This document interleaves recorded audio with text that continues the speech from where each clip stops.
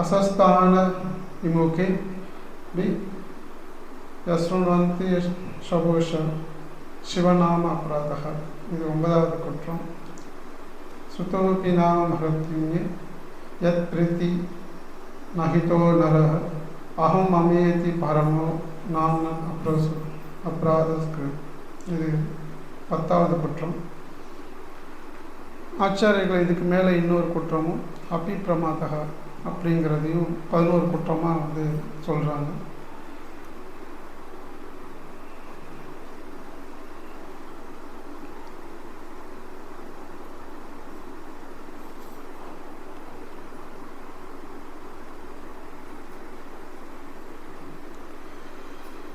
இது என்ன, இந்த ஸ்லோகத்தோட இந்த ஸ்லோகங்கள் என்ன சொல்லுது அப்படின்னா, முதல் குற்றம் ஹரே கிருஷ்ண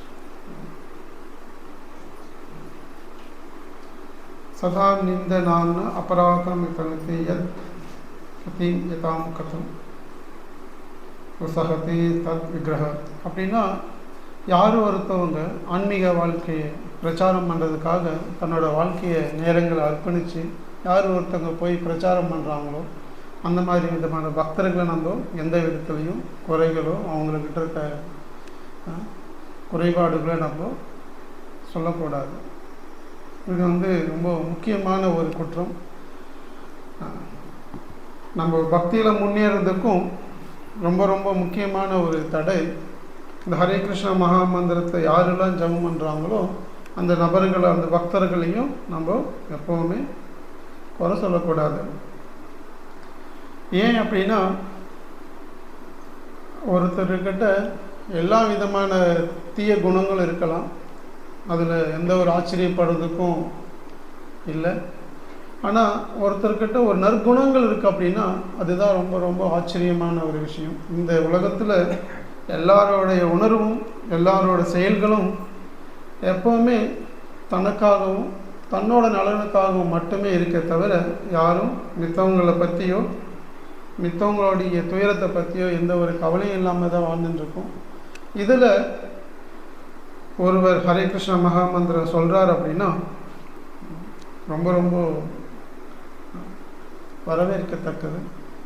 இந்த உலகத்தில் யார் ஒருத்தவங்களுக்கு இந்த ஹரே கிருஷ்ண மகா மந்திரம் சொல்கிறதுக்கு வாய்ப்பு கிடைக்கும் அப்படின்னா, சாஸ்திரம் என்ன சொல்லுது அப்படின்னா, யாரும் ஒருவர் எல்லா விதமான புனித நதிகளிலையும் நீராடி எல்லா விதமான பாவங்களையும் தொலைச்சி யார் ஒருத்தவங்க வைகுண்டம் போகிறதுக்கு தயாராக இருக்காங்களோ அந்த நபருக்கு மட்டும்தான் இந்த ஹரே கிருஷ்ணா மந்திரத்தை தொடர்ந்து சொல்ல வாய்ப்பு கிடைக்குன்னு சொல்லப்படுது. ஏன் அப்படின்னா, இந்த உலகத்தில் எத்தனையோ விஷயங்கள் இருக்குது நம்ம அனுபவிக்கக்கூடிய விஷயம். ஆனால் எல்லாத்தையும் எல்லா விதமான கலங்கத்தில் இருந்தும் ஒருத்தர் விடுபட்டு வைகுண்டம் போகணும் அப்படின்னா இது ஒரு சாதாரண விஷயம் கிடையாது. பொதுமக்கள் பார்க்குறதுக்கு வேணால் வந்து என்ன இவங்களுக்கு வேலை இருக்குது, ஜாலியாக வந்து ஹரே கிருஷ்ணா சொல்லிக்கிட்டு ஜாலியாக பாடிக்கிட்டு ஆடிக்கிட்டு இருக்காங்க, எந்த வேலையும் செய்யறதில்லை அப்படிங்கிற மாதிரி தோன்றலாம். ஆனால் இந்த ஹரே கிருஷ்ண மகா மந்திரம் சொல்கிறதுக்கு கூட வாய்ப்பே கிடைக்காம எத்தனையோ பிறவிகள் எத்தனையோ ஜென்மங்கள் மக்கள் வாழ்ந்துட்டுருக்காங்க. பல கோடி ஜென்மமாக பகவானோட சம்பந்தமே இல்லாமல் இந்த உலகத்தில் மக்கள் வாழ்ந்துட்டுருக்காங்க. அந்த மாதிரி ஒருத்தவனுக்கு பல கோடி ஜென்மத்துக்கு அப்புறம் ஏதோ ஒரு சுக்குருத்தினால இந்த ஹரே கிருஷ்ண மகாமந்திரம் சொல்கிறதுக்கான வாய்ப்பு கிடைக்குது அப்படின்னா அந்த நபரை விட இந்த உலகத்தில் புனிதமானவர்கள் யாருமே இல்லை அப்படின்னு சொல்லி சாஸ்திரம் சொல்லுது. அதுலேயும் குறிப்பாக இந்த ஹரே கிருஷ்ண மகாமந்திரத்தை யார் ஒருத்தவங்க பிரச்சாரம் பண்ணுறாங்களோ அவங்களோட நிலையையோ அவங்களுடைய செயல்களையோ யாரும் குறை சொல்லக்கூடாது அப்படிங்கிறது பத்ம புராணத்தில் கொடுக்கப்பட்ட முதல் குற்றம். பக்தர்களை யாரும் நிந்திக்கக்கூடாது அப்படிங்கிறது. இரண்டாவது குற்றம்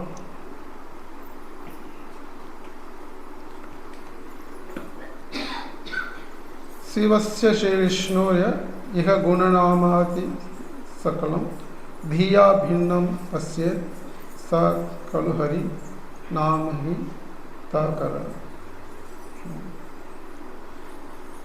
பிரம்மா, விஷ்ணு, சிவா இவங்க எல்லாத்தோட நாமும் எல்லாத்துக்கும் சம்பந்தம் ஒன்று தான்.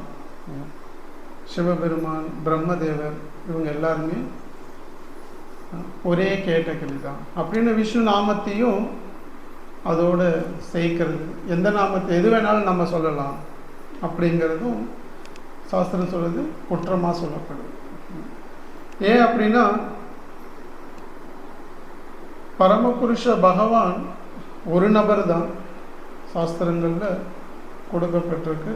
ரொம்ப தெளிவாகவும் அதில் எந்த ஒரு மாற்றமும் இல்லாமல் பரம்பரையாக ஆச்சாரியர்கள் அதை கொடுத்து வந்துட்டுருக்காங்க. பிரம்மாவையோ சிவபெருமானையோ விஷ்ணுவுக்கு சமமாக கருதுவதே குற்றம் சொல்லப்படுது.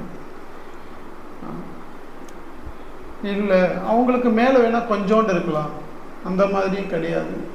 அந்த மாதிரி நினைக்கிறதும் குற்றம் சொல்லப்படுது. அதுக்கப்புறம் மூணாவது அபராதம் குரு ஆக்ஞா. குரு, ஆன்மீக குரு அவர் ஒரு சாதாரண நபராக கருந்துறது. யார் ஒருத்தவங்களுக்கு நமக்கு ஆன்மீக சிந்தனையை கொடுத்து யார் ஒருத்தவங்க வைகுண்டம் போகிறதுக்கு நமக்கு உறுதுணையாக நம்ம கூட இருக்காங்களோ அந்த ஆன்மீக குருவை நம்ம நிந்திக்கிறது. அவரோட செயல்பாடு, அவரோட உடல் அமைப்பு, அவருடைய குணாதிசயங்களை முழுமையாக புரிஞ்சிக்காமல் அவர்களை நம்ம குறைகள் கூறுறது, இது மூன்றாவது குற்றம். அதுக்கப்புறம் ஸ்ருதி சாஸ்திர நிந்தனம். ஸ்ருதி அப்படின்னா வேத வழிவந்த நூல்கள். வேதங்கள் நம்ம முன்னால் ஸ்ருதி அப்படின்னு சொல்லுவாங்க. ஸ்ருதி அப்படின்னா காதால் கேட்குறது. இந்த மாதிரி சாஸ்திரங்களை நம்ம காதால் கேட்கக்கூடிய விஷயங்கள் ஸ்ருதி சாஸ்திர நிந்தனம். சாஸ்திரங்கள் அதுக்கு நம்ம பார்க்கலாம். இப்போ சாஸ்திரம் அப்படின்னா 4 வேதங்கள் இருக்கு. யஜுர்வேதம், ரிக்வேதம், சாமவேதம், அதர்வவேதம். இந்த மாதிரி 4 வேதங்கள் இருக்கு. இந்த 4 வேதங்களில் கொடுக்கப்பட்ட விஷயங்கள் மட்டும்தான் நான் ஏற்றுக்குவேன், மித்தது எதுவுமே நான் ஏற்றுக்க மாட்டேன் அப்படின்னு சொல்கிறதும் ஒரு குற்றமாக சொல்லப்படுது. ஏன் அப்படின்னா ஸ்ரீமத் பாகவதம், அமல புராணம், அது எந்த ஒரு களங்கமும் இல்லாத ஒரு சாஸ்திரங்களுடைய சாராம்சம். அது வேதங்கள் கிடையாது. வேதத்தோட சாரம் சுருக்கமாக சொல்லப்படுது. அந்த மாதிரி புத்தகங்கள், அது வெளிவந்த பகவத்கீதை இருக்குது. அதுக்கப்புறம் ஆச்சாரியர்கள் அதுக்காக நிறைய விளக்க உரைகளை கொடுத்த புத்தகம், இது எல்லாமே சாஸ்திரத்தோடு சேர்ந்தது தான். அதனால் நம்ம நான் சாஸ்திரத்தை ஏற்றுக்குவேன், அதனால் இந்த புத்தகங்களை இதெல்லாம் ஏற்றுக்க மாட்டேன். ஆச்சாரியர்கள் வழிமுறையாக நமக்கு கொடுத்து வந்த புத்தகங்களை நம்ம ஏற்றுக்க மாட்டோம் அப்படின்னு நம்ம ஒதுக்கக்கூடாது. ஆச்சாரியர்கள் நமக்கு கொடுத்த பொக்கிஷங்கள் இதையும் நம்ம சாஸ்திரத்துக்கு என்ன மதிப்பு கொடுக்குறோமோ மரியாதை கொடுக்குறோமோ அதையும் அப்படியே நம்ம ஸ்ருதி சாஸ்திரம், ஸ்ருதிகளுக்கும் நம்ம புராணங்களுக்கும் நம்ம மதிப்பு கொடுத்தாகணும். இது நான்காவது குற்றம். ததார்த்தவாத, நம்பிக்கையே இல்லாத நபருக்கு நம்ம பிரச்சாரம் பண்ணக்கூடாதுன்னு சொல்லப்படுது. இது பொதுவாக பார்த்திங்கன்னா ஆன்மீக குருக்களுக்கு உண்டானது.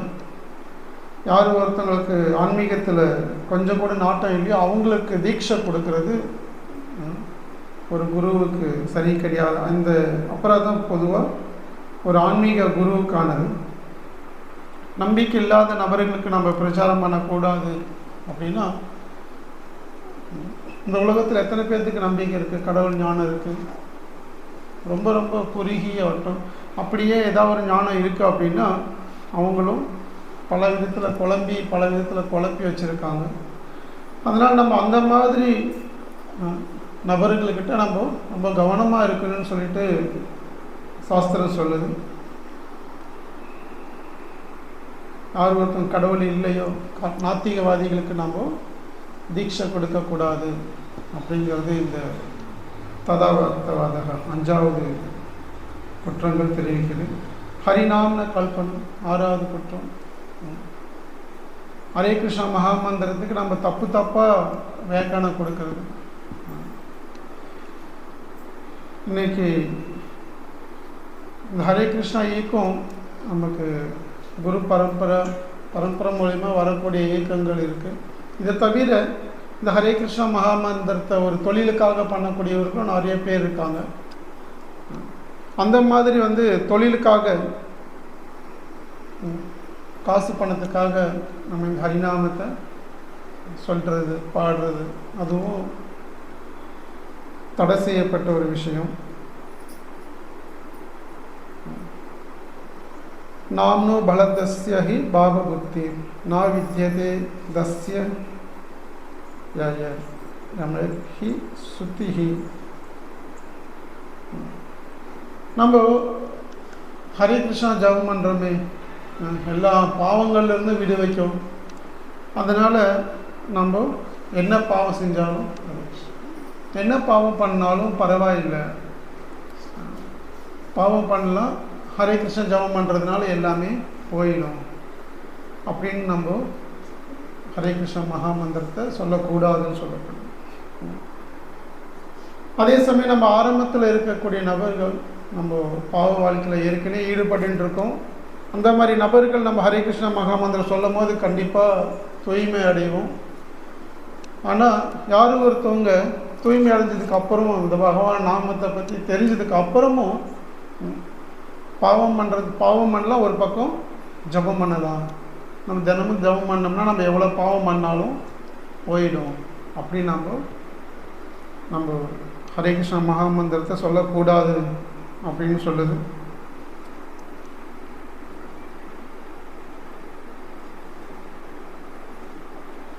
தர்மவர்த்த தியாகி சுதாத் சர்வ சுபக்ரியா சமயம். இந்த ஹரே கிருஷ்ணா மகாமந்திரம் நமக்கு ரொம்ப எல்லா விதமான நற்பலனையும் கொடுக்கும். நமக்கு நம்ம நினைக்கிறத எல்லாமே கொடுக்கும்.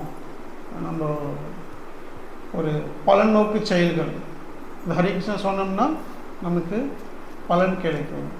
அந்த மாதிரி ஒருத்தவர்கள் ஹரே கிருஷ்ணா அதுக்காக ஒருத்தவங்க சொல்லக்கூடாது. இது எல்லாமே கிடைக்கும், மேற்கொண்ட விஷயங்கள் எல்லாமே இருக்கும். ஆனால் நமக்கு அதோட பலன் கிடைக்காம போயிடும். ஹரே கிருஷ்ணா மகாமந்திரம் நம்ம இந்த பிறப்பு இறப்பு முதுமை நோயிலிருந்து விடுபடுறதுக்காக ஆன தூய்மையான மந்திரம்.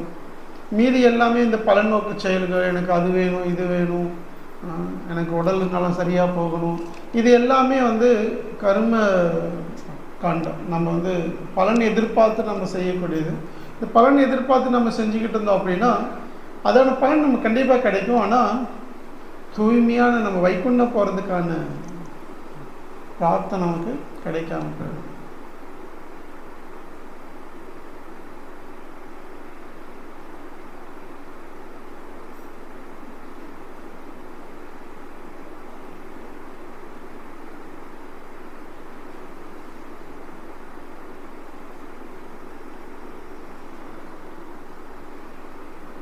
அதுக்கப்புறம் 9வது குற்றம் அஸ்ரதானே விமுகேபி யஸ்வந்தி சோபஷ சிவநாம அப்ரதா.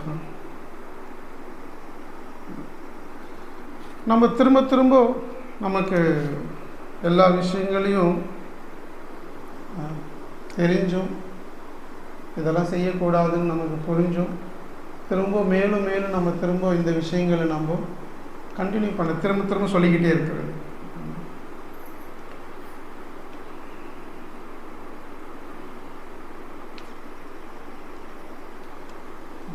நம்ம திரும்ப நம்ம ஜபம் பண்ணும்போது நம்ம எப்படி தூய்மையாக அடைகிறது, நம்ம எப்போ தூய்மையை அடைஞ்சு நம்ம எப்போ பகவான்கிட்ட போகிறதுங்கிற அந்த உணர்வு இல்லாமல் நம்ம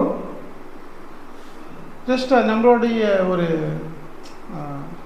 இச்சைக்காக நம்மளுடைய ஒரு சந்தோஷத்துக்காகவும் நம்ம எப்படியும் பார்த்தீங்கன்னா இந்த பலன்கள்லாம் நமக்கு கிடைக்கும் அப்படின்னு திரும்ப நம்ம மேலும் நம்ம அபராதம் பண்ணாமல் நம்ம வைகுண்டம் போகிறதுக்கான முயற்சி நம்ம இல்லாமல் நமக்கு பலன் கிடைக்குங்கிறத விஷயங்கள்லேயே நம்மளை மூகடிச்சுட்டு இருக்கோம்.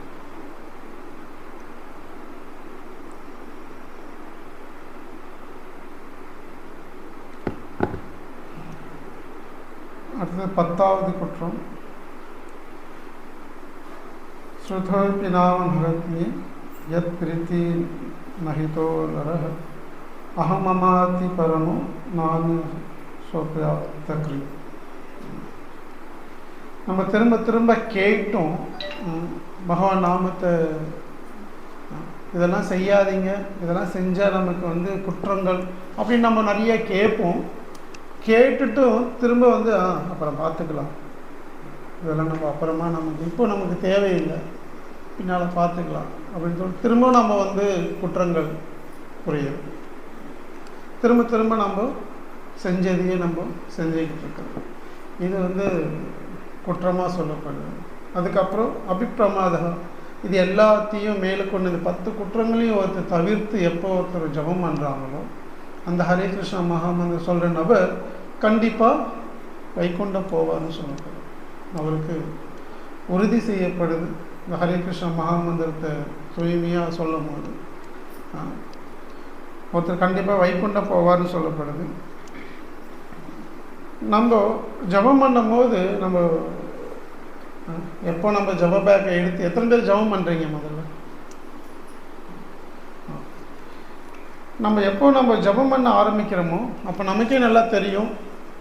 ஜப பேக்கை எடுத்து ஹரே கிருஷ்ணா கிருஷ்ணா கிருஷ்ணா ஹரே ஹரே ஹரே ராம ராம ராம ஹரே சொல்ல ஆரம்பித்த உடனே நம்ம மனசு எல்லாம் பழைய கதையெல்லாம் உள்ள கொண்டு வரும். ஊருக்குள்ளே என்னென்ன பேசிக்கிட்டு இருந்தோமோ, என்னென்ன நம்ம செயல்களை செஞ்சுக்கிட்டு இருந்தோமோ, இந்த எல்லா விதமான கதையும் உள்ள கொண்டு வரும். அப்படியே இல்லை அப்படின்னா நம்ம சொந்த பெருமையை பாடிட்டு இருக்கோம். எப்படிலாம் நீ இருந்த, இப்போது எல்லாத்தையும் விட்டுட்டு இப்படி ஆகிட்டியே அப்படின்னு மனசு உள்ள சொல்ல ஆரம்பிக்கும். முதல் ஒரு மந்திரத்தை நம்ம சொல்லும் போது இந்த மனசு உடனே எல்லா குப்பையும் உள்ளே கொண்டு வரும். ஏன் அப்படின்னா மனசோட வேலையே அதுதான். எப்போவுமே நம்மளை ஜபம் பண்ணக்கூடாது. இந்த வைகுண்ட பதவி நம்மங்கிறது இங்கேருந்து போகக்கூடாது. எப்போவுமே நம்ம இந்த உலகத்திலேயே இருந்துக்கிட்டு இருக்கணும். ஏன் அப்படின்னா இப்போ இந்த மனசு யார் அப்படின்னா பல ஜென்மங்களில் நம்ம செஞ்சு வச்சுருந்த பாவங்கள், செயல்கள், உணர்வுகள், இது எல்லாமே இந்த மனசு தான் ஒரு சிடி மாதிரி, மெமரி கார்டு மாதிரி ரெக்கார்ட் பண்ணது. எப்போ நம்ம இந்த சரீரத்தை விட்டுட்டு நம்ம போகிறோமோ, இந்த ஸ்தூல சரீரத்தை விட்டுட்டு நம்ம எப்போ வெளியில் போகிறோமோ அப்போது சூக்ஷ்ம சரீரம் மட்டும் இருக்கிறதா சொல்லப்படும். இந்த சூக்ஷ்ம சரீரத்தோடு சேர்ந்து மனசு, புத்தி, அகங்காரம், இந்த மூணுமே சேர்ந்து இருக்கிறதா சொல்லப்படும். இதுக்கு அழிவு இல்லை. இவங்க எப்போவுமே இந்த சூழ சரீரத்தை விட்டுட்டு சூக்ஷ்ம சரீரத்தோட போயின்னு இருப்பாங்க. சூக்ஷ்ம சரீரம் அப்படின்னா என்ன அப்படின்னா நம்ம சொல்கிறோம் இல்லையா, பேய் பிடிச்சிருச்சு, பிசாசு பிடிச்சிருச்சு அப்படிங்கிறது சூக்ஷ்ம சரீரம். அது கண்ணுக்கு தெரியாது, ஆனால் அது ஆன்மீகமும் கிடையாது. இது சூக்ஷ்மமாக இருக்கக்கூடிய நம்ம கண்ணுக்கு புலன்படாத ஒரு சரீரம். இந்த சரீரத்தோட மனசு, புத்தி, அகங்காரம், இந்த மூணுமே அடுத்த உடலுக்கு போகப்படும். இதே நபர் தான், இந்த ஒரே நபர் தான். இந்த நபர் இந்த உடலை விட்டதுக்கப்புறம் வேறு உடலுக்கு மாற்றப்படும் போது இது மூணுமே போயிட்டு அங்கே செயல்படும். இன்றைக்கி நிறைய பெரிய பெரிய விஞ்ஞானிகள்லாம் கண்டுபிடிச்சிருக்காங்க, முந்தின ஜென்மத்தை ஒரு குழந்தைகிட்ட இருந்து எப்படி பேச வைக்கிறது அப்படின்னு நிறைய ஆராய்ச்சி பண்ணுறாங்க. போன ஜென்மன்னு உண்டா, அது எப்படி இருந்துச்சு அப்படின்னு சொல்லிட்டு ஒரு சின்ன சின்ன குழந்தைங்கக்கிட்ட இல்லை ஒரு நபர்கள்கிட்ட அவங்க விஞ்ஞானபூர்வமாக சில விஷயங்களில் அவங்களுக்கு கொடுத்து அவங்கக்கிட்ட இருந்து முந்தின ஜென்மத்தில் நீங்கள் என்னவா இருந்தீங்க அப்படிங்கிறதெல்லாம் தெரிஞ்சுக்கிறதுக்கு முயற்சி பண்ணுறாங்க. அந்த மாதிரி பார்த்தீங்கன்னா ஒரு பெண் குழந்தை நான் போன ஜென்மத்தில் என்னவா இருந்தேன் அப்படிங்கிறத சொன்னதா ஒரு விஞ்ஞானிகள் சொல்கிறாங்க. இன்னும் நிறைய இருக்குது. இதெல்லாம் என்ன அப்படின்னா இந்த மனசை வந்து பார்த்திங்கன்னா ரெக்கார்டிங், இந்த மனசுக்குள்ளே எல்லாமே இருக்கும். ஆனால் நமக்கு ஞாபகம் மறதிங்கிறது தான் மரணமாக சொல்லப்படுது. எப்போ நம்ம மரணம் அடைகிறோமோ அப்போது இது எல்லாத்தையும் நம்ம இந்த சரீரத்தில் செஞ்ச செயல்கள் எல்லாத்தையுமே மறந்து போயிடும். அதுதான் மரணம் அப்படின்னு சொல்லப்படுது. திரும்ப வேற ஒன்று உடல் கிடைக்கும் போது அது பிறப்பு அப்படின்னு சொல்கிறோம்.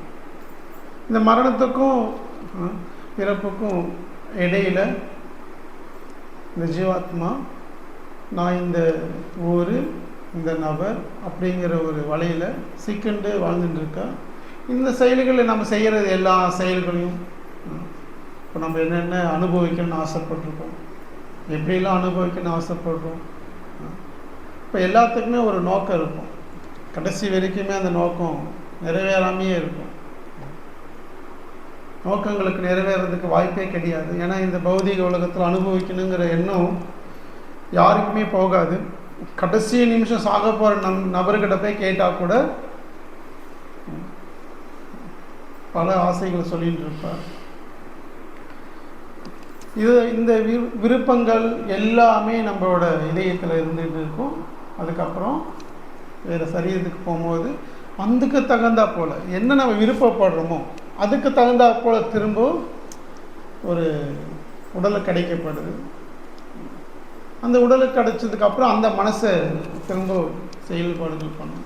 அதனால் இந்த மனசுக்கு தெரிஞ்சது எல்லாமே ஜஸ்ட் இந்த பௌதிக உலகத்தில் நம்ம என்னென்ன அனுபவிக்க வேண்டியது இருக்குது, நம்ம எதெல்லாம் ஆசைப்பட்டிருக்கோம், இது எல்லாமே இந்த மனசில் இருக்கிறதுனால இந்த மனசு நம்ம இப்போது இங்கேருந்து நம்ம வைகுண்டம் போக வேண்டிய காரியங்களை அவ்வளோ சீக்கிரம் செய்ய விடாது.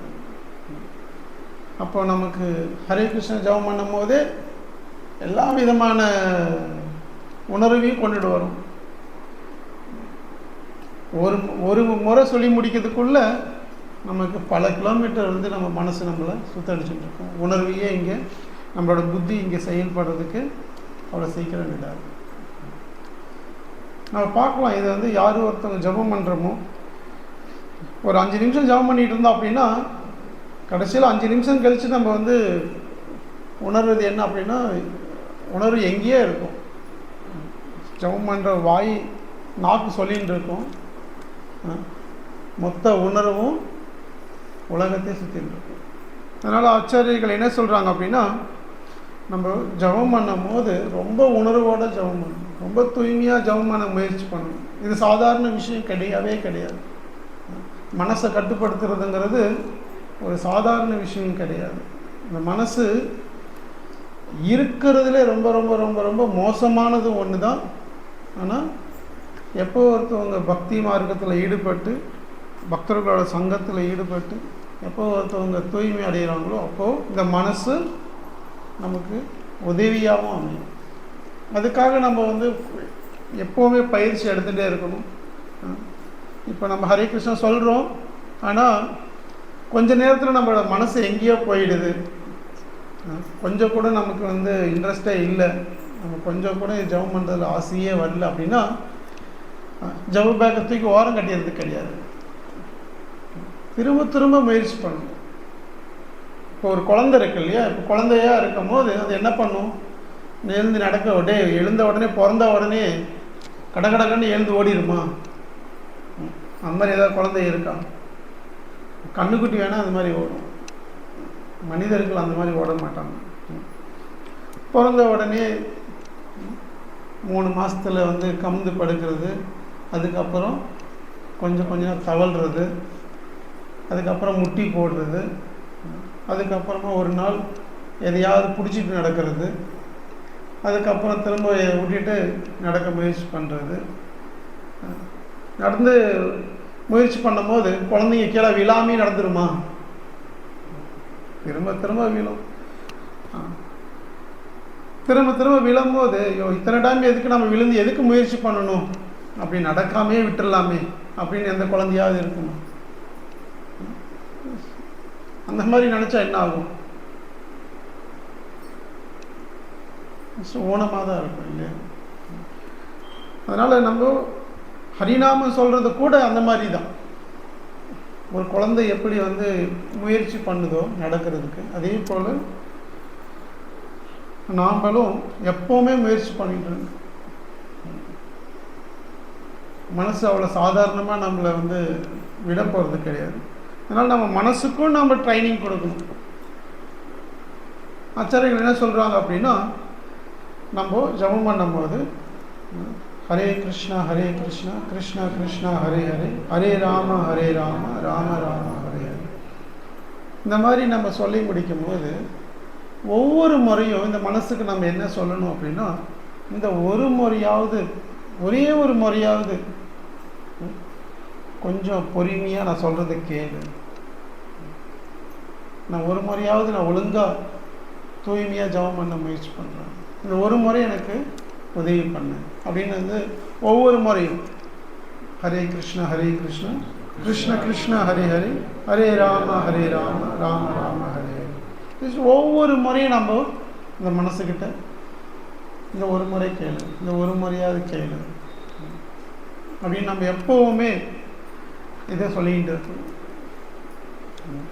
இப்போ நம்ம ஜபம் பண்ணும்போது நம்ம உணர்வுகளை நம்ம எப்போவுமே நம்மளோட கட்டுக்குள்ளே வச்சுருக்க முயற்சி பண்ணணும். எப்போவுமே நம்ம ஜபம் பண்ணும்போது காதால் கேட்குற அளவுக்கு, நம்ம காதால் கேட்குற அளவுக்காவது நம்ம ஜபம் பண்ணணும். நம்ம காதால் கேட்கும் போது நம்ம சொல்கிற விஷயம், நம்ம சொல்கிற இந்த மந்திரம் தெளிவாக நம்ம சொல்கிறோமாங்கிறத நம்ம எப்போவுமே கவனத்தோடு கேட்கணும். இந்த கவனத்தோடு நம்ம கேட்டு கவனத்தோடு நம்ம வந்து சொல்லும் போது அப்பப்போ மனசு டபார்னு உள்ள வந்து டபார்னு நம்மளோட உணர்வை கெடுக்க வரும். ஒவ்வொரு முறையுமே நம்ம வந்து அதை இழுத்துட்டு வரும். அதனால தான் பக்தி சித்தாந்த மகாராஜ் பிரபுபாத சொல்கிறார், இந்த மனசு வந்து ஒரு குரங்கு போல், குரங்குக்கிட்ட நீங்கள் ஒரு அமைதியான ஒரு வேலையை கொடுக்க முடியுமா? இப்போ சின்ன பிள்ளைங்கக்கிட்ட நீ அமைதியாக கம்முன்னு இங்கேயே இரு அப்படின்னா என்ன பண்ணும்? இருக்குமா? இதே போல தான் சின்ன குழந்தையே இருக்காது, குரங்கு எப்படி இருக்கும்?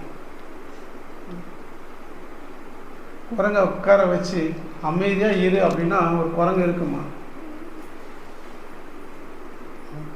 அதுலேயும் நம்ம தமிழில் சொல்லுவாங்களே, குரங்கு கையில் பூமாலை கொடுத்த மாதிரி தான் அப்படின்னு. ஒரு நல்ல ஒரு பொக்கிஷமான இந்த மகா மந்திரத்தை அந்த மனசுகிட்ட கொடுத்தோம் அப்படின்னா அப்படி தான். ரொம்ப வேல்யூபிளான ஒரு மந்திரம். இந்த மந்திரத்தை நம்ம வந்து சொன்னால் இந்த பிறப்பு இறப்பு முதுமை நோய் இந்த உலகத்தில் இருக்க எல்லா பிரச்சனையும் தீர்வு காணக்கூடிய ஒரு பொருள். ஆனால் மனசு கேட்குமா? கேட்கவே கேட்க. இந்த குரங்கு போல தான். நல்ல அழகான ஒரு பூ மாலை கொடுத்து கம்முன்னு வச்சிரு அப்படின்னு கொடுத்தா என்ன பண்ணாத? 5 நிமிஷத்தில் பிச்சு கொதறி கடாச்சின மணிக்கணக்கில் கட்டின மாலையை ஒரே நிமிஷத்தில் நாஸ்தி ஆகிடும். அதே போல் தான் நம்மளோட மனசும் நம்ம ஹரே கிருஷ்ண ஜபம் பண்ணணும்னு சொல்லும் போது எங்கெங்கேயோ கூட்டிகிட்டு போவோம். நம்மளுக்கு 10 மில்லியா 10 குற்றங்கள், இந்த 10 குற்றத்தெல்லாம் செய்ய வைக்கும். எப்படியாவது இதை நாஸ்தி பண்ணணும்.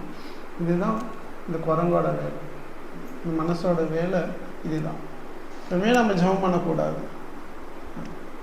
ஒரு நல்ல மாலையாக இருக்குது அப்படின்னா உடனே பிச்சு கடாசிடணும். அப்படி அதே போல் இந்த மனசு ஜபம் பண்ணும்போது நம்ம என்ன செய்யக்கூடாதுன்னு நம்ம படிக்கிறோமோ, என்ன கேட்டோமோ அது எல்லாத்தையும் செய்ய வைக்கும்.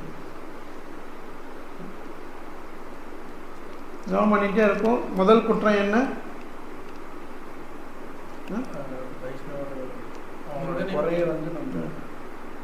யார் ஒருத்தவங்க இந்த ஹரிநாமத்தை பிரச்சாரம் பண்ணுறதுக்காக தன் வாழ்க்கையை அர்ப்பணிச்சிருக்காங்களோ அந்த நபர்களை நிந்திக்கக்கூடாது. இதை செய்ய வைக்கும்.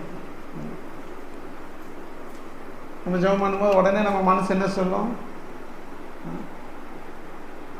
உடனே நமக்கு ஏதாவது ஒரு பக்தர்கள் எதையாவது ஒருத்தவங்களை பண்ணிட்டு வரும். என்ன ஒரு பண்ணினார், என்ன காரியம் பண்ணார், எனக்கு வந்து அது பண்ணலை, நான் சாப்பாடு போடும்போது எனக்கு வந்து ஒழுங்காக சோறு போடலை, சாம்பார் கொண்டு நான் கூப்பிட்டு வாங்க வேண்டியதாக இருக்குது. உடனே மனசு எங்கேயோ கூட்டிகிட்டு போகும். ஏதாவது ஒன்று யாரையாவது எப்படியாவது ஒன்று வந்து பக்தர்கள் வைஷ்ணவ அபராதம் பண்ணுறதுக்கு மனசு நம்மளை எழுந்துட்டு போயிட்டே இருக்கும்.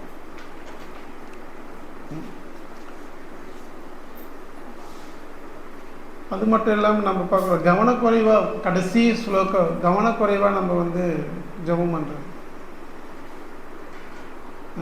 கையில் ஜபமாலை இருக்கும், மணி உருண்டைக்கிட்டே இருக்கும், முழு உணர்வும் இங்கேயே இருக்காது. ஜபம் மாலை மட்டும் உருண்டிகிட்டே இருக்கும், அதே கிருஷ்ணன் நாக்கு சொல்லிக்கிட்டே இருக்கும். மனசு எங்கே இருந்துச்சு, நம்மளோட புத்தி எங்கே இருந்துச்சுன்னு பார்த்தா ஊரையே சுற்றி காமிச்சிட்டு இருக்கும் மனசு, உட்காந்து கூட்டிகிட்டு போயிட்டு. உணர்வே இருக்காது, இங்கே இருக்கவே இருக்காது. அதுலேயும் வந்து பார்த்தீங்கன்னா இன்றைக்கி ஸ்டேட்டஸ் என்ன, மொபைல் ஃபோன். ஜபம் பண்ணும்போது யாராவது ஃபோன் பண்ணுவாங்களா, யாராவது ஃபோன் பண்ணுவாங்க, ஏதாவது வாட்ஸ்அப் வந்திருக்கா, அதுலேயும் இன்றைக்கி ரொம்ப மோசமாக போச்சு. நம்ம பகவான் நாமத்தை கேட்குறத விட, பகவானோட மகிமையை கேட்குறத விட இந்த உலகத்தில் நமக்கு அவசர தேவைங்கிறது கண்டிப்பாக கிடையவே கிடையாது. நமக்கு ஒவ்வொரு நிமிஷமும் ஒவ்வொரு க்ஷணமும் நம்ம துன்பப்பட்டு இருக்கோம். யாராவது இல்லைன்னு சொல்ல முடியுமா? இந்த துன்பத்திலிருந்து விடுபடுறதுக்கான ஒரு சிகிச்சை நம்ம எடுத்துகிட்டு இருக்கோம். இந்த சிகிச்சை போது நம்மளோட முழு உணர்வும் நம்மளோட முழு கவனமும் எங்கே இருக்கணும்? சிகிச்சையில் இருக்கணும். டாக்டர் சொல்கிறார், இந்த மாதிரி விஷயங்களை செய்யாதப்பா, இந்த பத்தியங்கள் பண்ணு, இதெல்லாம் இந்த விரதத்தை கடைப்பிடி அப்படின்னு நமக்கு சொல்கிறார். நம்ம இந்த ஹரே கிருஷ்ண மகாமன் சொல்கிறதுக்கு பார்த்தோம் இல்லையா, 10 அபராதங்கள், இதெல்லாம் ஆச்சாரியர்கள் நமக்கு கொடுத்துருக்காங்க, இதெல்லாம் நீங்கள் பண்ணுங்க அப்படின்ட்டு. ஆனால் நம்ம இதை விட நமக்கு முக்கியமாக மீது எல்லா வேலையும் பண்ணிகிட்டு இருக்கோம், எல்லா விதமான செயல்களையும் நம்ம செஞ்சுட்டு இருக்கோம். இதுக்கு நம்ம முக்கியத்துவமே கொடுக்கறது கிடையாது. ரொம்ப ரொம்ப முக்கியமான விஷயம், ரொம்ப அவசர தேவை ஹரிநாமந்தான், இந்த ஹரே கிருஷ்ண மகாமந்திரம் தான். வேறு இந்த உலகத்தில் நமக்கு அவசியம் தேவை அப்படின்னா ஒன்றுமே கிடையாது. ஆனால் நம்ம எல்லாத்துக்கும் முக்கியமாக நம்ம எதை வச்சுட்டு இருக்கோம்? நம்ம இந்த சூழ்நிலைகள், நம்மளுடைய உடல் தேவைகள், உறவினர்கள் தேவைகள், நாட்டு நடப்பு தேவைகள், இது மேலே நம்ம வந்து ரொம்ப ஆழமான நம்பிக்கை வச்சுருக்கோம். அதுதான் நமக்கு வந்து ஒரு முன்னேற்றத்துக்கான பாதையை நம்ம நினச்சிட்டு இருக்கோம். இதனால் நம்ம வந்து ஒவ்வொரு க்ஷணமும் இந்த உலகத்தில் நம்ம துன்ப வாழ்க்கையில் மாட்டின்னு இருக்கோம். இதிலேருந்து வெளியில் வரணும் அப்படின்னா நம்ம இந்த ஹரிநாமத்தை ஒழுங்காக ஜபம் பண்ணணும். இந்த ஜபம் பண்ணுற ஒவ்வொரு மந்திரமும் நம்ம தெளிவாக நம்ம காதால் கேட்கணும். எப்போ நம்ம வந்து பார்த்தீங்கன்னா சொல்லக்கூடிய மந்திரங்களை ஒவ்வொரு மந்திரம் நம்ம தெளிவாக காதால் கேட்குறோமோ அப்போது நம்மளால் இந்த ஹரிநாமத்தை நம்ம ருசிக்க முடியும். அப்போ இந்த ஹரே கிருஷ்ண மகாமந்திரத்தை நம்ம உண்மையிலே நம்ம வந்து அனுபவிக்க முடியும். ஏன் அப்படின்னா இந்த ஹரே கிருஷ்ண மகாமந்திரமானது ஒரு குழந்தை அழுவும் போது பார்க்கலாம். நம்ம சின்ன குழந்தைகள், கை குழந்தை இருக்கும், அழுதுன்னு இருக்கும். குழந்தைனாவே அழுவுறது தான்.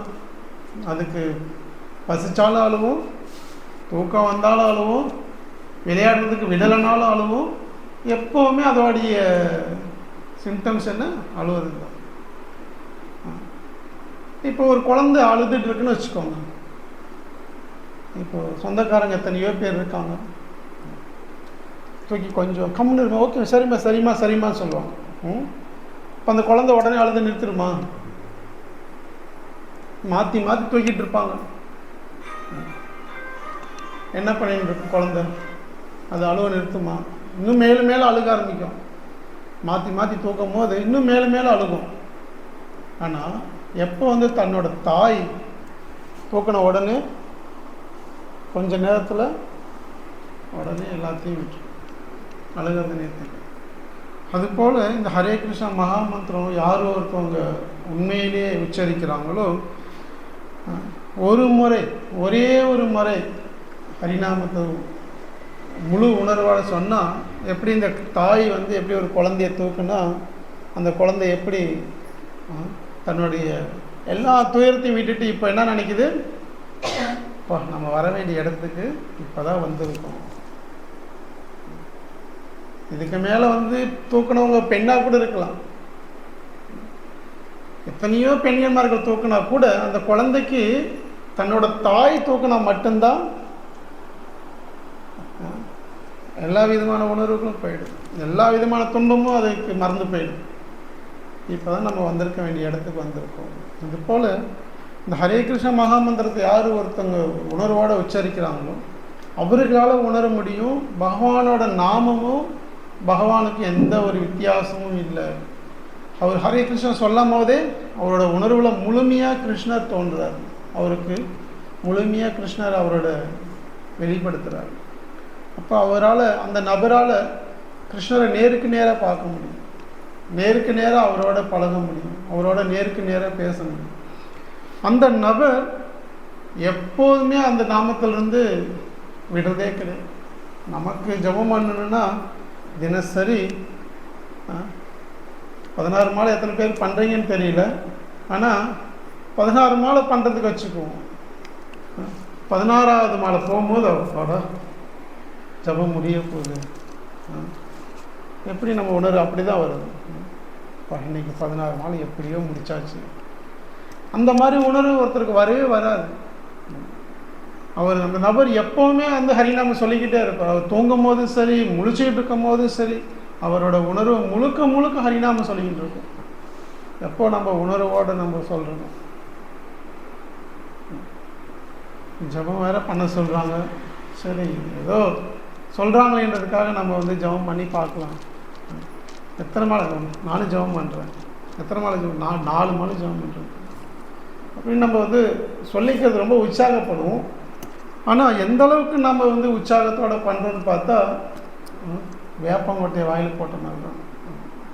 ஜப பேக் எடுக்கும் போதே ஒரு மாலை பண்ணியாச்சு, எப்படியோ கஷ்டப்பட்டு 2 மாலை பண்ணியாச்சு, இன்னும் 2 மாலை இருக்குது அப்படின்னு சொல்லிட்டு நம்ம ஜபம் பண்ணிட்டு இருக்கோம். இது எல்லாமே என்னென்னா நம்ம இந்த குழந்தை எப்படி எல்லாத்துக்கிட்டையும் போனாலும் திருப்தி அடையவே அடையாது. தன்னோட தாய்கிட்ட வரும்போது தான் அது ஆனந்தம் அடையுது. அதுபோல் நம்ம எப்போ நம்ம ஹரிநாமத்தை சொல்கிறோமோ, எப்போ நம்ம தூய்மையோடு நம்ம சொல்கிறோமோ, அப்போது தான் நமக்கு இந்த ஹரிநாமத்தோடைய டேஸ்ட்டே நமக்கு தெரியும். இல்லைன்னா வேப்பங்கொட்டை மாதிரி தான். அது ஜப்பாக்கு ஒரு சில பேர்த்துக்கு ஜபம் பண்ணுனாவே பார்க்கும்போது ஐயோ இன்னைக்கு வேறு ஜபம் பண்ணணுமா அப்படின்லாம் கூட தோணும். பகவான் நாமம் தேவாமிர்தம், அமிர்தத்தை விட எல்லா அமிர்தத்துக்கும் அது அமிர்தமான ஒரு மூல அமிர்தம். அது ஹரிதாஸ் தாக்கூர் அவர் ஒரு நாளைக்கு 3 லட்சம் முறை பார்த்தீங்கன்னா ஹரிநாமத்தை சொல்கிறாருன்னு சொல்லணும். நம்ம கணக்கு போட்டு பார்த்தோம் அப்படின்னா 24 மணி நேரமே பத்தாது, அவ்வளோ ஜபம் பண்ணிட்டு இருந்திருக்காரு. அதனால தான் நாமாச்சாரிய நாமங்கள் சொல்கிறதுல அவர் தான் ஆச்சாரியார்னு அவருக்கு சைதன்ய மகாபுருஷ் சாக்ஷாத் கிருஷ்ணரே அவருக்கு பட்டம் கொடுப்பார், நாமாச்சாரிய ஹரிதாஸ் தாக்கூர். நமக்கு அந்த அளவுக்கு நமக்கு நாமத்து மேலே டேஸ்ட் இல்லை. அதனால் நம்ம இன்னைக்கு 16 மாலை ஜபம் பண்ணுங்கிறதுக்கு ரொம்ப பெரிய ஒரு சாதனையாக நம்ம நினச்சிட்டு இருக்கோம். 2 மணி நேரம், இந்த 2 மணி நேரம் ஹரிநாமம் சொல்கிறதுக்கே நமக்கு இன்றைக்கி பெரிய ஒரு சாதனை, இன்றைக்கி ஒரு வெற்றி அடைஞ்சிட்டோம் அப்படிங்கிற சூழ்நிலைக்கு நம்மளோட உணர்வை மாற்றிட்டு இருக்கோம். ஏன் அப்படின்னா நீ சொன்ன மாதிரி இந்த ஹரே கிருஷ்ண மகாமந்திரத்துக்கு மேலே நமக்கு டேஸ்ட்டு கிடையாது. நம்ம எப்போ ஆரம்பிக்கிறோமோ உடனே நம்ம மனசு உங்களுக்கு பல சிந்தனைகளுக்கு கூட்டிகிட்டு போகுது. இப்போ நம்ம நினைக்கலாம், நாம் நினைக்கிறதில்ல, நமக்கு மனசு உடனே சொல்லும் ஜபம் பண்ண சொன்னாங்க, 16 நாள் ஜபம் பண்ண சொன்னாங்க. 16 நாள் ஜபம் பண்ணிகிட்டே இருந்தால் நமக்கு நாளைக்கு சாப்பாட்டுக்கு என்ன வழி மனசு கேட்கும். சரி நாளைக்கு கடங்காரன் நிற்பானே, அவன் கடன் கட்டுறதுக்கு என்ன வழி, இது எல்லாமே அப்போ தான் கேட்கும். பல ஜென்மமாக நம்ம இதுதான் பண்ணிட்டு இருக்கோம், அதெல்லாம் கேட்கவே கேட்காது. இப்போ இந்த ஜென்மத்தில் நம்ம இப்போது நம்மளோட பிறப்பு இறப்பு முதுமை நோயிலிருந்து விடுபடலாம் அப்படிங்கிற உணர்வுக்கே போகாது. இந்த ஜபம் பண்ணாதனால தான், ஹரிநாமத்தை சொல்லாதனால தான் நம்ம இந்த கடங்காரனுக்கு ஆளாக இருக்கோம், சாப்பிட்றதுக்கு நம்ம ஆளாக இருக்கோம், பல நோய்வாய்ப்பட்டிருக்கோம். இது எல்லாத்துக்கும் மூல காரணமே நம்ம பகவான் நாமத்தை சொல்லாததுனால தான். ஆனால் மனசு நமக்கு என்ன சொல்லும், இதை சொன்னால் நமக்கு சோறு கிடைச்சிருமா, தினமும் நமக்கு 16 மாலை ஜபம் பண்ணுறதுக்கு 2 மணி நேரம் ஆகும், இந்த 2 மணி நேரத்தில் நம்ம எவ்வளோ வேலை செய்யலாம். இதுதான் நமக்கு மனசு நமக்கு அன்னாடம் நமக்கு சொல்லிக் கொடுத்துட்டு விஷயம். ஆனால் இந்த விஷயங்களை நம்ம கேட்டோம் அப்படின்னா,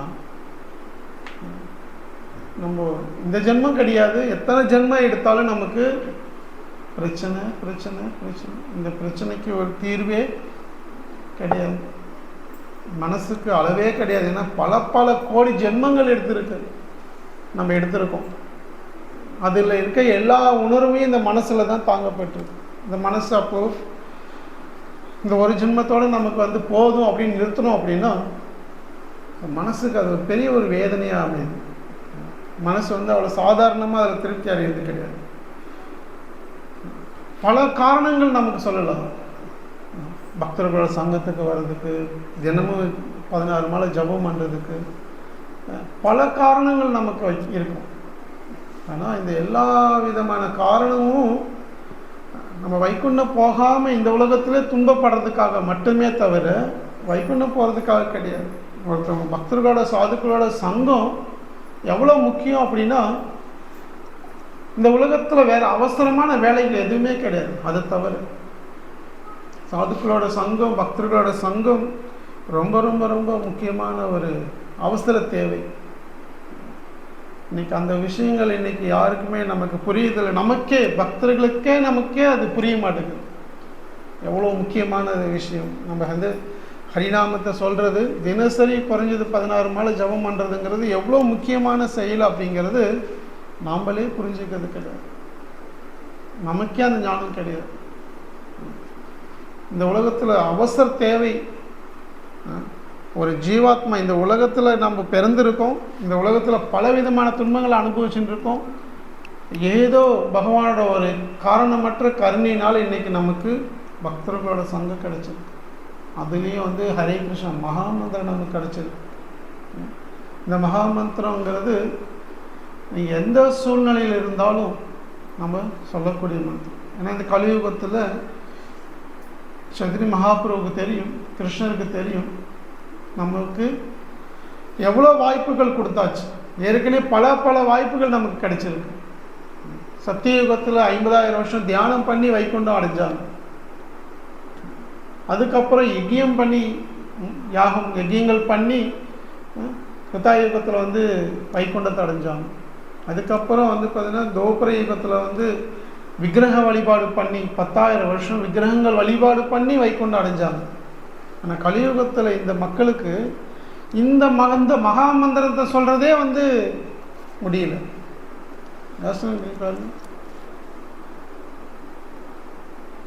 வைகுண்டம் அடையிறதுக்கு எவ்வளோ முயற்சிகள் பண்ணியிருக்காங்க நமக்கு முந்தைய யுகங்களில்.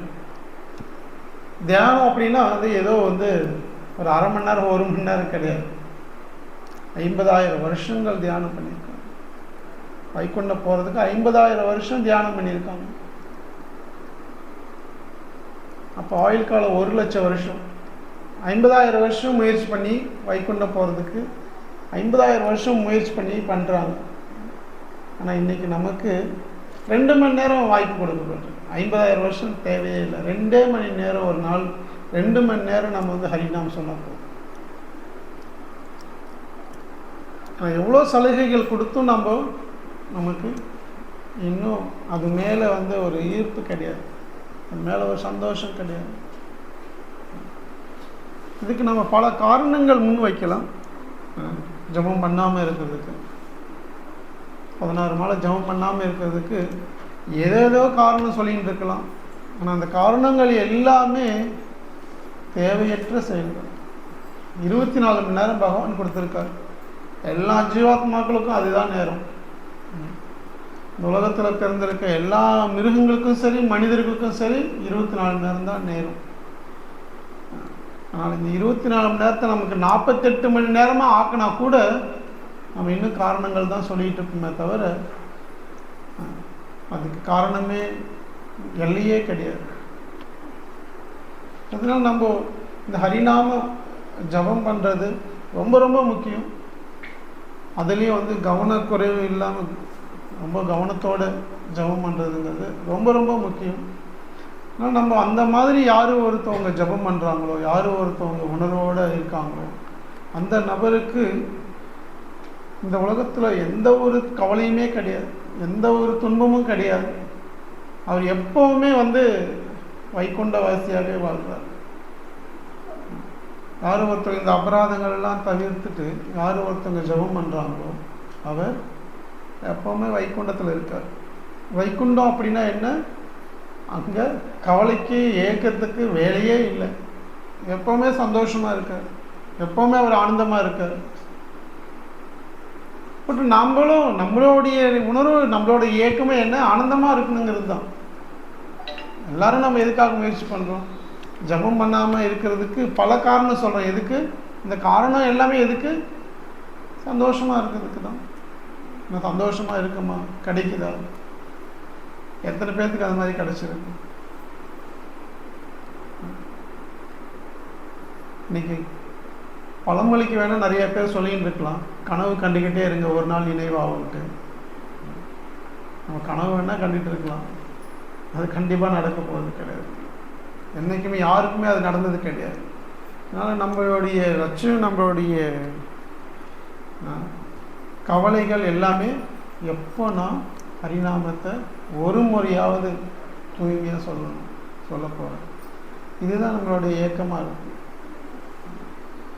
அதுக்கு ஆச்சாரியர்கள் ஒரு நாளைக்கு 16 மாலைகள் ஜபம் பண்ண சொல்லியிருக்காங்க.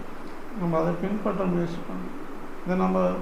இதை நம்ம வந்து ஒழுங்காக செய்யறதுக்கு முயற்சி பண்ணணுன்னாவே நம்மக்கிட்ட இருக்க 99% பிரச்சனைகள் நம்ம விட்டு வெளியில் போயிடும். ஆனால் நம்ம முக்கியமான அவசர தேவை இன்றைக்கி உலகத்தில் ஹரிநாமம் ஜபம் பண்ணுறது தான். இந்த ஹரிகிருஷ்ணன் ஜபம் பண்ண நம்ம முயற்சி பண்ணணும். இதை நம்ம தொடர்ந்து நம்ம ஜபம் பண்ணோம் அப்படின்னா நம்மளோட வாழ்க்கையில் நம்ம தேடின்னு இருக்க சந்தோஷத்தை, கிடைக்காம இருக்க சந்தோஷத்தை, கண்ணுக்கே கிடைக்காத ஒரு விஷயத்தை நம்மளால் புரிஞ்சிக்க முடியும், அனுபவிக்க முடியும். இல்லை அப்படின்னா ஹரிநாமம் சொல்கிறதை விட்டுட்டு நீங்கள் எங்கே போய் முயற்சி பண்ணாலும் சரி கிடைக்கிறதுக்கு வாய்ப்பே கிடையாது. அதனால் நம்ம தினசரி குறைஞ்சது 16 மாலைகள் ஜபம் பண்ணிவிட்டு நம்ம இதுக்கு முன்னால் கேட்ட நம்ம தினசரி நம்ம வீட்டில் செய்ய வேண்டிய காரியங்களை முறையாக செஞ்சுட்டு நம்ம வாழ்க்கையை நடத்துகிறோம் அப்படின்னா இதுதான் சந்தோஷமான வாழ்க்கைக்கு அடையாளம். வேறு எதில் வேணாலும் நம்ம முயற்சி பண்ணிப்போம். ஏற்கனவே பல ஆயிரம் மக்கள், பல கோடி மக்கள் முயற்சி பண்ணிட்டாங்க. ஏற்கனவே எல்லாம் தேடிட்டு இருக்காங்க. தமிழ்நாடு கவர்மெண்ட்டே பார்த்து தான் தேடிட்டு இருக்கு, என்ன பண்ணுறதுன்னு தெரியாமல். இவங்க வந்தால் சந்தோஷமாக இருக்கலாமா, அவங்க வந்தால் சந்தோஷமாக இருப்பாங்க. யார் வந்தாலும் அவங்களே முயற்சி பண்ணிட்டு இருக்கிறாங்க, சந்தோஷமாக இருக்குது. அப்புறம் எங்கே அவங்களால நமக்கு சந்தோஷம் கிடைக்க போகுது இல்லையா? அவங்களுக்கே பல குழப்பத்தில் இருக்காங்க. அவங்க எப்படி நம்மளோட குழப்பத்திலிருந்து நம்மளை விட வைக்க முடியும்? எல்லா குழப்பத்துக்கும் ஒரே தீர்வு ஹரே கிருஷ்ணா கிருஷ்ணா கிருஷ்ணா ஹரே ஹரே, ஹரே ராம ராம ராம. இதை தவிர வேறு எந்த ஒரு குழப்பமும் கிடையாது. இன்றைக்கி விஞ்ஞான முன்னேற்றம், நிலாவுக்கு ராக்கெட் அனுப்புறது, கூகுள் மேப்பை வச்சு நம்ம ஃபாலோ பண்ணுறது, பல ஆராய்ச்சிகள் நிறுவனம் எல்லாம் நடந்துட்டு. இது எல்லாத்துலேயுமே எல்லாருமே தோல்வி அடைஞ்சிருக்காங்களே தவிர யாருமே வெற்றி அடையல. ஆனால் யார் ஒருத்தவங்க ஹரிநாமத்தை சொல்லிகிட்டு இருக்காங்க, யார் ஒருத்தவங்க எப்போவுமே பகவான் நாமத்தை சொல்ல முயற்சி பண்ணிட்டு இருக்காங்களோ அந்த நபர்கள் வாழ்க்கையில் சாந்தியும் சந்தோஷமும் அடைஞ்சிட்டு இருக்காங்க. இது நம்ம நடைமுறையில் பார்க்கலாம். இது புதுசாக ஒன்றும் ஏதோ மேஜிக்லாம் கிடையாது. பெரிய பெரிய கோடீஸ்வரங்க கூட ஹரிநாமத்தை சொல்லிட்டு இன்னைக்கு தொழிலை விட்டுட்டு உட்காந்துட்டு இருக்காங்க. ஆனால் இப்போ தான் நம்ம ஆரம்பிச்சிருக்கோம் தொழில் பண்ணுறதுக்கு. இது அவசியமே கிடையாது. ரொம்ப எளிமையான வாழ்க்கை, உயர்ந்த சிந்தனை அப்படின்னா, யாரும் ஒருத்தவங்க ஹரிநாமத்தை தினசரி 16 மாலைகள் ஜபம் பண்ணி, யாரும் ஒருத்தவங்க 4 சட்டத்திட்டங்களை கடைப்பிடிச்சு, யாரும் ஒருத்தவங்க வந்து சுதி சாஸ்திர நிந்தனைகள்லேருந்து விடுபட்டு வாழ்ந்துட்டு இருக்காங்களோ அந்த நபர்கள் தான் வெற்றி அடைஞ்சதா சாஸ்திரம் சொல்லுது. அந்த நபர்கள் தான் எப்பவுமே எந்த ஒரு கவலையும் இல்லாமல் ஏக்கமும் இல்லாமல் வாழ்ந்துட்டு இருக்காங்க. மித்தவங்க எல்லாருமே இந்த உலகத்தில் பெரிய பெரிய பட்டதாரிகளும் பெரிய பெரிய விஞ்ஞானிகள் கூட கவலையில் என்ன பண்ணுறாங்க, ஏக்கத்தில் பீடி குடிச்சுட்டு இருக்காங்க, சிகரெட் குடிச்சிட்டு இருக்கிறாங்க. என்ன டென்ஷன் டென்ஷன் டென்ஷன், என்ன பண்ணுறது. ஆரம்பிக்கும் போது டென்ஷன் தான், கடைசியில் அவங்க முடிக்கும் போது டென்ஷன் தான். அதுக்கு எல்லையே கிடையாது. ஆனால் நம்ம ரொம்ப எளிமையான விஷயம், இது புரிஞ்சிக்கிறதுக்கு ஒன்றும் நீங்களும் பெரிய ஒரு விஞ்ஞானி ஆகணும்னு அவசியம் கிடையாது. நாளைக்கே ஜவுபாக எடுங்க, ரொம்ப சிம்பிள், ரொம்ப எளிமையான மந்திரம், சொல்கிறத கேளுங்க, அவ்வளோதான். ஹரே கிருஷ்ண கிருஷ்ண கிருஷ்ண ஹரே ஹரி ராம ராம ராம. இதை நம்ம 14 சுற்றுகள் பண்ணிவிட்டு மித்த காரியங்களை நம்ம எந்த காரியங்களை செஞ்சாலும் அது சுலபமாகவே இருக்கும். இதை விட்டுட்டு நம்ம எந்த காரியம் செஞ்சாலும் அது சக்ஸஸ் ஆகிறதுக்கு வாய்ப்பே கிடையாது. இது வந்து காலங்காலமாக எத்தனையோ வந்து விஞ்ஞானிகள் வந்து எல்லாருமே முயற்சி பண்ணிட்டாங்க இந்த பௌதிக உலகத்தில் வெற்றி அடைஞ்சிட்டாங்களா?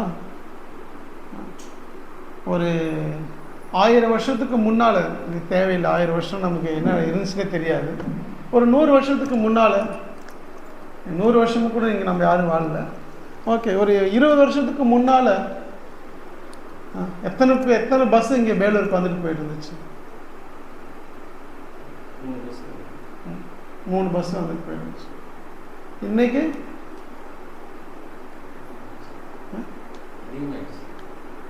அதிகமாகிடுச்சு. எத்தனை பஸ் வந்துட்டு? உங்கள் ஊருக்கு வர பஸ் உங்களுக்கே தெரியாதா? 3/4 மணி நேரம் அப்படின்னா ஓகே, 1/2 மணி நேரம் அப்படின்னா 24 மணி நேரத்தில் 12 பஸ்ஸா? 24 மணி நேரத்தில் சரி 48 மணி நேரம். 12 மணி நேரம் 24 மணி நேரத்துக்கு 24 மணி நேரத்துக்கு எத்தனை பஸ் வருது? 48 பஸ்ஸு வருது இல்லையா? 3 பஸ்ஸு 4 பஸ்ஸு வந்துட்டு இருந்துச்சு. இன்றைக்கி எவ்வளோ பெரிய முன்னேற்றம். அப்போது அந்த முன்னேற்றத்தை இன்றைக்கி நம்ம என்ன சொல்லுவோம்? வெற்றி அடைஞ்சதாக சொல்லுவோமா? அன்னைக்கு அது ஒரு 3 பஸ்ஸு வந்ததே நமக்கு ஒரு பெரிய ஒரு உற்சாகத்தை கொடுத்துச்சு. இன்றைக்கி இவ்வளோ பஸ்ஸு வந்திருக்கு. அன்றைக்கி எத்தனை பேர் கார் இருந்துச்சு 20 வருஷத்துக்கு முன்னால்?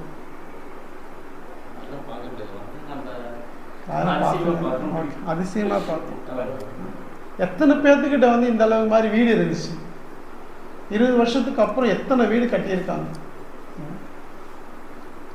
முன்னேற்றம் இல்லையா? முன்னேற்றம் அடைஞ்சிருக்கு. எவ்வளோ விஞ்ஞான முன்னேற்றம் அடைஞ்சிருக்கு. எத்தனையோ ஹாஸ்பிட்டல் வந்துருச்சு. வேலூரில் 20 வருஷத்துக்கு எத்தனை ஹாஸ்பிட்டல் இருந்துச்சு?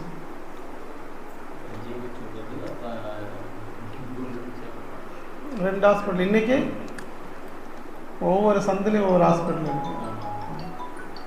எந்த பக்கம் திரும்பினாலும் நோ ப்ராப்ளம். நீங்கள் ரொம்ப தூரம்லாம் போக தேவையில்லை, பக்கத்துலேயே நாங்கள் ஹாஸ்பிட்டல் வச்சுருக்கோம். வந்துடுங்க. எவ்வளோ ஹாஸ்பிட்டல் முன்னேற்றம். இதெல்லாம் நமக்கு சந்தோஷத்தை கொடுத்துட்டுருக்கா நம்ம இந்த முன்னேற்றங்கள் எல்லாம்? அன்றைக்கி பஸ் இல்லாமல் இருந்துச்சு, அன்றைக்கும் கஷ்டப்பட்டுட்டு இருந்தோம். இன்றைக்கி 24 பஸ் ஆகி போச்சு, இன்றைக்கும் அதே தான் பண்ணிகிட்ருக்கோம். ஒரு ஹாஸ்பிட்டல் இருந்துச்சு, அன்றைக்கும் இதே கஷ்டம்தான். இன்றைக்கி திரும்புகிற பக்கம்லாம் ஹாஸ்பிட்டல் வந்துருச்சு, இப்போவும் அதே கஷ்டம்தான். எனக்கு தெரிஞ்சு வந்து பார்த்தீங்கன்னா அன்றைக்கி மக்கள் இந்தளவுக்கு நோய் வாய்ப்பு கூட இல்லாமல் இருந்தாங்க. இன்றைக்கி கவலையும் ஏக்கமும் நிறைய ஆயிடுச்சு, அதனால நோயும் அதிகமாகிடுச்சு. இதிலிருந்து விடுதலையே கிடையாது. அவங்களால விடுதலை சாத்தியமும் கிடையாது. இன்றைக்கி நம்ம விஞ்ஞானத்தில் நேரத்தை ஒதுக்கினாலும் சரி, நீங்கள் வந்து சாப்பிட்றதுக்காக நேரத்தை ஒதுக்கினாலும் சரி, இந்த உடலை பராமரிக்கிறதுக்காக நீங்கள் என்ன வேணாலும் செஞ்சாலும் சரி, இந்த நேரம் காலம் எல்லாமே வீண் விரயம்தான். இந்த முன்னேற்றங்கள் எப்பவுமே நமக்கு சந்தோஷத்தை கொடுக்காது. அதுக்கு ஒரு எல்லையே கிடையாது. ஆனால் வைஷ்ணவர்கள் பக்தர்கள் அன்னைக்கு என்ன ஆனந்தத்தை அனுபவிச்சாங்களோ அதே சந்தோஷத்தை இன்றைக்கும் அனுபவிச்சுட்டு இருக்காங்க, அதே சந்தோஷத்தில் இன்னும் வாழ்ந்துட்டுருக்காங்க. ஆனால் நம்ம இந்த ஆனந்தத்துக்கு இந்த சந்தோஷத்துக்கு எப்போவுமே இந்த ஹரிநாமம் ரொம்ப ரொம்ப பிரதானமானது. அதனால் நம்ம எல்லோரும் ஜெபம் பண்ணிவிட்டு மித்த காரியங்கள் எந்த காரியங்களை செஞ்சாலும் அதுதான் வெற்றிக்கான ஒரு லட்சம். அதனால் நம்ம குறைஞ்சது 16 மாலைகள் 24 நேரமும் பண்ணணும், ஹரிதாஸ் தாக்கர் மாதிரி. ஆனால் நம்ம அந்தளவுக்கு யோகியமான்கள் கிடையாது. அதனால் இப்போ நமக்கு ஆச்சாரியர்கள் இப்போது பிரபுபாதை நமக்கு கொடுத்தது 16 மாலைகள். அதனால் அதையாவது நம்ம சொல்ல முயற்சி பண்ணணும். ஹரே கிருஷ்ணா. சந்தேகங்கள்?